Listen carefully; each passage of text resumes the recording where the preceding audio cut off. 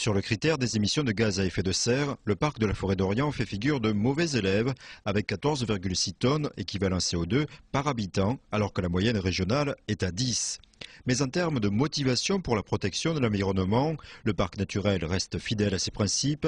Celui-ci a lancé un plan climat alors qu'il n'a pas l'obligation de le réaliser. Le plan climat, c'est pas du tout une enveloppe financière, c'est plutôt un travail, on va dire, de mise en relation des acteurs, de mise en réseau, de formation également. Prendre pour exemple une action qui va être lancée prochainement sur le parc, qui concerne des diagnostics énergétiques pour les communes du territoire. Le parc, si vous voulez, prend en charge la partie maîtrise d'ouvrage et donc il permet en fait de soulager les communes de toutes ces tâches dans lesquelles ils ne veulent pas se lancer forcément. Donc si on prend une vingtaine de communes, on économise sur les coûts. On a des partenaires également qui vont donner plus finalement sur des actions collectives. Et puis bien sûr des économies d'échelle puisque un seul cabinet, un seul cahier des charges, on arrive à mutualiser au maximum. Ce plan concerne 57 communes réparties sur 3 cantons. Ces actions devraient suivre le modèle de cette chaufferie bois connectée à une école, une maison de retraite et un centre sportif. Un des points essentiels ici, c'est qu'en fait on se rend compte qu'on peut faire une telle structure aussi bien pour les collectivités locales que pour des privés et même de l'habitat individuel. Il fonctionne aux énergies renouvelables, il mutualise l'équipement, donc il pose des questions d'organisation du territoire. Et bien sûr, pour nous, c'est un modèle à reproduire. Ex aequo avec l'industrie, les transports sont à l'origine de 28% des émissions de gaz à effet de serre.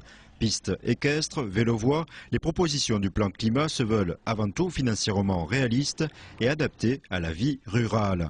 La communauté de communes envisage un transport intergénérationnel, c'est-à-dire avoir des cars pour déplacer les personnes, soit les personnes âgées ou les jeunes pour leurs activités le samedi, le mercredi. On sait que des petites actions qui peuvent être faites, mais c'est avec les petites rivières qu'on fait les grands fleuves. Autre levier pour abaisser les émissions de gaz à effet de serre, le bâtiment. Ici, la restauration de cette maison fait figure de modèle incitatif grâce à l'emploi d'énergies renouvelables et d'isolation écologique. Déjà, on est passé d'une classe G au niveau des consommations énergétiques à, on espère, A, voire A+. Ensuite, on va pouvoir faire un exemple pour les particuliers en leur disant qu'il est possible pour eux de faire la même chose. Et puis aussi aider les entreprises à se dire, voilà, on va peut-être pouvoir se faire financer peut-être une formation où on va pouvoir nous aider à mener à bien aussi, nous, notre démarche écologique d'entreprise. Devenir éco-responsable, dans ce sens, des actions éducatives sont d'ores et déjà prévues.